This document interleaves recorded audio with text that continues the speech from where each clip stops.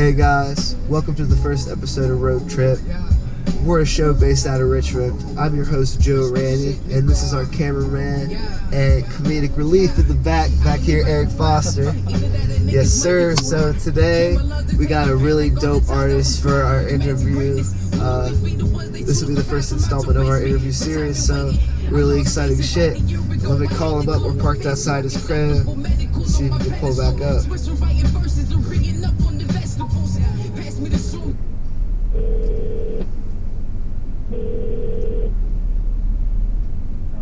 Cool, thank you. See ya. Alright, so it looks like Michael Millions is about to be back in a second. You can hear his track Black Sugar featuring Fly Anakin and Nicholas F in the background right now. Salute to them. Salute to the hardcore underground kings of Richmond rap, for real. Hey, shout out to Michael Millions. Michael Millions in the building. What's good, man? Hey, check out his music video real quick. I hear those sirens outside, I think it's going. I'm from Richmond, you probably never heard of me. Once one of those capitals where those murders be. Armed robbery, home burglary, funerals and ERs full of gun surgeries. 100 barbershops and everybody nice. Shout out to Chuck and Jacob, they kept a nigga slice. Shout out to Karina, what you do with rice. Curry chicken and cabbage, I pray over it twice. We got Michael Millions in the building. What's up, Mike? Yeah. What's up, man? Heading back into Richmond, you know. Home city, hard to be king of that, you know. That's your most recent. That's your most recent album's name, correct? Hard to be king. Yeah. So how did that all come together? What made you think of the name? I was thinking of actually, I don't name my albums until I'm done writing them. I mean, done recording them. Okay. But I felt like it was telling a story, and at the time frame, a lot of people just would call me like king, or they would just have this elevated perception of me, which is cool. Yeah. But I wanted to, like, you know, normalize it or bring it down a bit. Like, yo, even though y'all think like, yo, we do all this cool stuff with the raps, you might want to go straight. Alright, sweet. So you can go cut to the I haven't come into Richmond from this angle in forever. Right. Yeah, I've never been around this part. I like the spot though, for real. Yeah, just go straight. Don't take this exit. Yeah, I got you. But it's like I just wanted people to think like, yo, y'all may have this elevated perception of like me or what I do, but like we still go through like regular things, like, and so that was really the premise of it. It's like, yeah, you know, it really came from people calling me king, but not really on a standpoint of like, oh, you the king like that, but it was just like maybe the way I carry myself or the way, like, I don't know, that energy move, but that's how you gonna go up here and make it right. I got you. And so that was pretty much it. I just wanted people to, like, you know, understand, like, yo, it's not impossible to be king or anything you want to be. It's just not particularly easy. You know what I'm saying? I feel you. Life continues to evolve and become more intricate. You know, so yeah, that's really what it was. That was just me talking about my life and my experiences. You gonna make a left on 3rd Street. I got you. Yeah, I used to go to this church right here. No way. Yeah, 3rd Street, Bethel AME. But guess who used to go to this church with me? Russell Wilson. Russell Wilson. Yeah, his family also went here. I met Russell was like a kid when he was here, but when we both attended that church, bro. How much older are you than Russell? I couldn't tell you. I was cool with his older brother. Oh, for real? Harry. You play football too? Nah, I didn't. You're gonna make a right here. Alright. And then you're gonna make a left on 1st Street. Cool. And where are we pulling up right now? Mural. Oh, we're pulling up to the mural. Alright. You know, you gotta be a king and get a mural of yourself in Richmond, for real. No, I mean, there's so many like dope artists, and that's like a big draw for Richmond too. Is like just the artistry of it. Like, music aside, like the painting and like the walls, like the murals on the walls and stuff. It's so beautiful. Yeah, so, it wasn't always like that. Got you. It wasn't always like that. I'm just thankful it is. Like, people are embracing art more. Like, and it really resonates with the people. Like, the people like to see it. It's right here on this wall to the side. So you're talking about how it didn't used to be like that. What did Richmond used to be like? Yo's murder and guns, man. Whew. You know, like, I mean, I don't want to just explain that, but this particular block we on is like one of the last blocks in Richmond that was like totally owned by like a black family, like where they own this whole block. They used to own this whole area. I'm forgetting the guy's name, but it's a family that actually owns Jackson Ward right now. Okay. But again, you know, it wasn't all of this art, you know. As we cruising through, we seeing all types of murals and, you know, dope art. There's so much. That mural's crazy. I don't think I've ever seen that one before.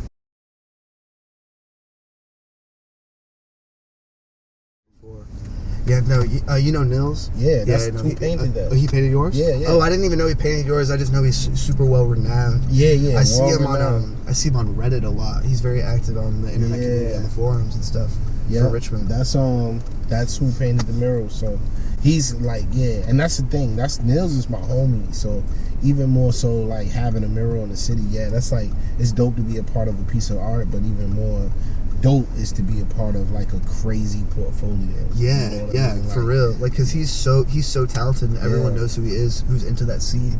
Like, that's crazy.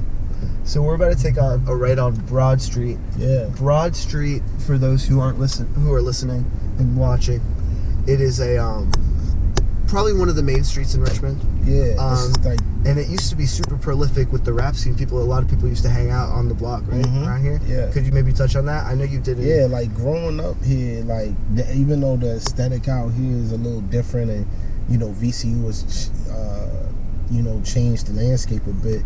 This was our strip, you know, just like Virginia Beach had a strip where cars drove up and down and people be parked on both sides, hanging out, you know. It was the old school Cadillacs, yeah, right? It was like Cadillacs and all types of cars, old school cars, you know, Lincolns and big body cars and like just people, yo. It was just like up and down Broad, and that was the thing we did. Like Broad was like special. We used to come down here to a spot. Did we pass it? We might have passed it already, but I used to come down here to get the Jordans early when getting Jordans early was a thing. Like that, we used to have to come down here. There's so much art, like even more.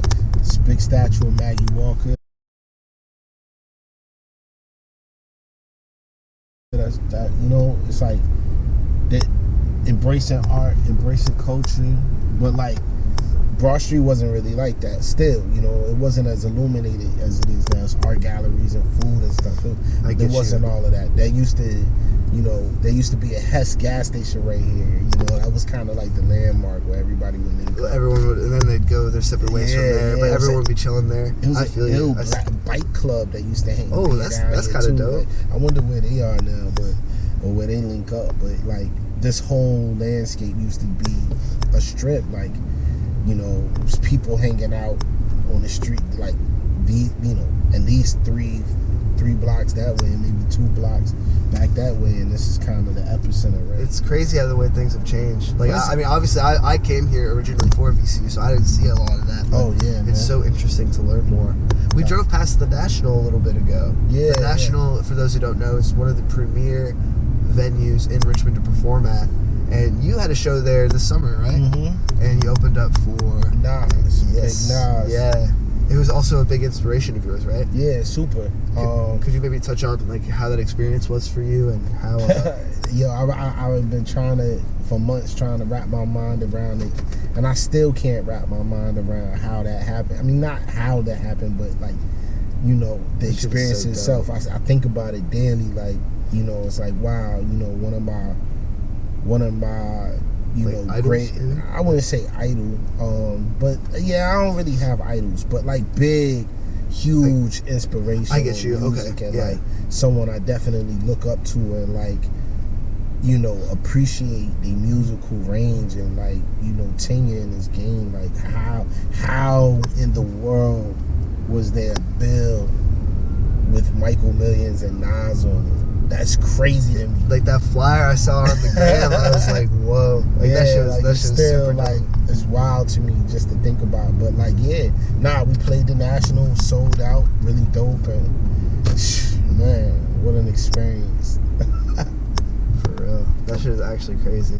Like, bro, like think about it, like I mean, I'm sure you have thought about it, but he literally made Illmatic. Yeah. Like, Illmatic is arguably one of the best hip-hop albums to ever come out of New York. Absolutely. Which is the capital of hip-hop. Mm-hmm. Arguably. At least it was. You know, the times are changing a little bit, but I still think it is, you know? Yeah, I mean, we can't, like, act homage, like, you know? Yeah, we have to respect the region, you know what I mean, for sure.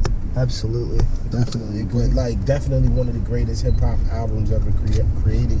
I'm not going to say it's one of his best, but definitely for hip-hop. Yeah. Something very special. What's your favorite project of Nas's? One of my favorite projects from Nas is, man, I got a few projects. So I definitely gonna rock with it. Was Illmatic. It was written. I'm gonna go with Streets Disciple, God's Son, and like the nigga album. Like I rocked with that joint. Yeah, so it's like, but I think that as far as a complete album, if I had to like bump into a complete stranger and they like, yo, who's Nas? I'm gonna just give them Illmatic and let them go from there. Exactly. Yeah, it's definitely the one to start with. For sure. Because it stood the test of time. I mean, you can listen to Illmatic now and think it just like someone just made it. Exactly. So we touched on the project that you give people to introduce them to Nas. Mm-hmm. What's the project that you give people to introduce them to you? Ghost of $20 bills. Okay, when that drop? We released that in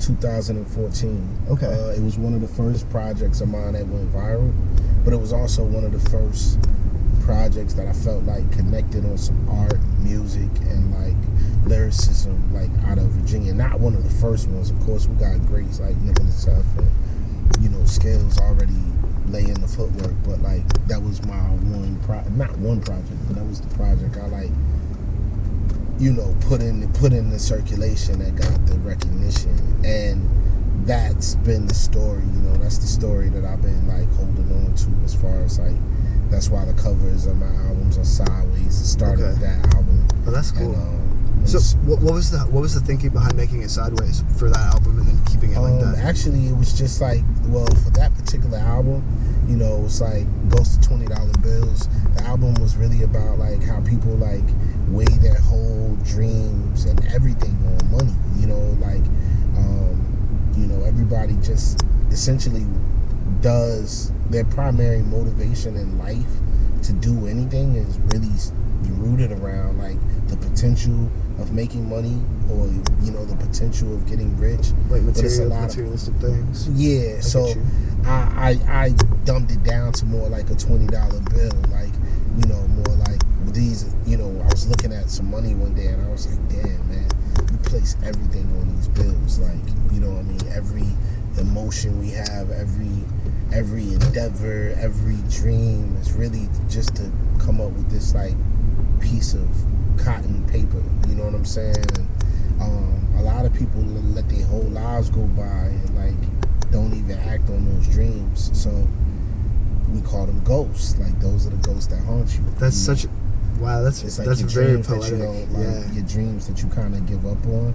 So when you see, like, you know, say, and I ended up having this marketing campaign, but I really didn't stick to it because I ended up getting a different story. So I went out and I had like homeless people like holding up signs like for change and stuff. Oh shoot! Yeah, I had to stop by here real quick. Eric, can you get the footage of Papatella real quick? Yeah, so this is one of your favorite restaurants around the way, right? Yeah, we have to pause for the storytelling. We arrived at church. This is church. Yo, should I park? You want to pull up? Nah, we don't got to pull up. All right, cool. But yeah, I don't think the owner is there. There's nobody in the front. But yeah, you know, that's church. That's the best pizza in the city. You know, the doors of the church are always open. Yeah. If you go in there, order you the margarita base, add the pepperoni, fresh garlic, and basil, and like, you know, call your mom, tell her you love her. Do beautiful things like that. Yeah, man. Puppetella's is where it's at. Yeah, man, that shit does rock. We touched on this a little bit when we did the interview for my other podcast, Hip Hop Drop Date. Yeah. And we went more in depth on a lot of these things if anyone wants to learn more about Michael Millions. But we talked about my roommate was the one that told me that you like Puppetella. You didn't even tell me. Yeah. Because my roommate, he works there. He makes pizzas there. So I was like, yeah, I told him, I was like, I have an interview with Michael Millions. He's coming on my podcast. And he was like, yo, like, he always pulls up to Puppetella. Like, I see him all the time. He gets the margarita pizza with the garlic. Yeah, I was like, no way. Yeah, I was like, you know his order? He's like, yeah, he brings his whole crew in here, like, all the time. Yeah, yo. I was like, damn, that's just super yo, dope. Like, yeah, yo, I definitely, spent a lot of rap money in that building. A lot of those $20 bills. Yeah, yo. but my dreams were fulfilled, so. Respect there. Yeah, yo. But yeah, church is over there. That's why I go to church and I tithe and give offerings. Yeah. So Mike, what you got cooking up? We're about to pull up to your studio. You said off camera that you were grinding all day. Yeah, you know what I'm saying. So you got anything in the works? Yeah, working on a new album, full-length album, but I'm also working with a bunch of different producers right now as well. So okay. I have a feeling we're gonna no, you're gonna keep going. Oh, my fault. Yeah, all the way up to the Burnham and make a left. Got you. Okay. But yeah, we gotta so I'm working with a bunch of different producers right now, and like the stockpile of like records is piling up. So I got a feeling those items may turn into projects as well. I get you. I've been in a creative mood lately, so it's kind of like spewing out at this point where like, so I think 2020 is going to be a lot of like, people are going to get a lot of music from me next year. I know it's going to be that way. Sure. Yeah. And I probably, I have a tendency to take gaps in my music. Like I'll release an album and like I'll let that joint be out for like a year and some change before, and then like before I put out like another full album. It's totally at your discretion. Yeah. I feel like people definitely hit you though, like when's the next album? Like when's the next album? Like when it starts, like when people like, when I run into people like, and they constantly asking me, I know it's time. I get you. But like this album it's carried me very far and it's gone far. So it's like hard to be king. Yeah. So it's giving me time to think, giving me time to like look at the saturation in music. Music is extremely saturated to me right now. Oh my God! So it's because of streaming services. It's so easy. It's like, the click of a few buttons and it's online. It's insane. You got so many artists that are not particularly original. You know what I'm saying? They actually remind you a lot of other artists, and they seem to be combos of this artist and that artist. And I've been like, sometimes as an artist you kind of get a little, I don't want to say confused, but you kind of start looking at that and saying like, should I kind of start sounding like this, and then you have to remind yourself that like the only reason you're in the position you're in now is because you're original. Like you're the only you. You know what I mean?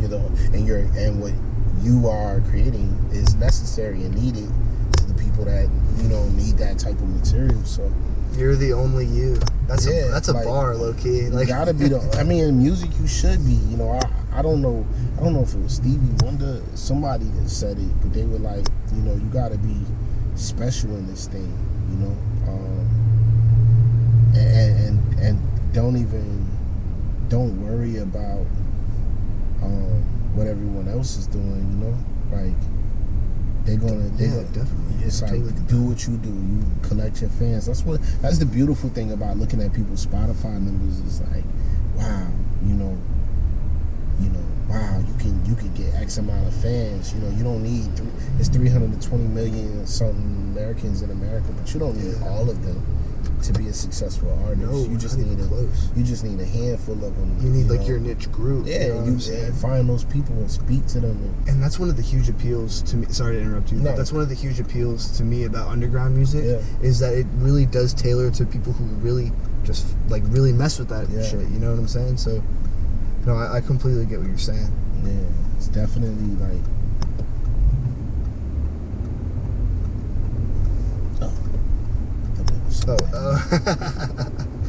Yeah, So I just say, yo, hey man, stop the car. I think he owe me money. Man, you sound like freaking 50 Cent in this bitch. Yo, I think he owe me. Yo, excuse me, and then jump back in.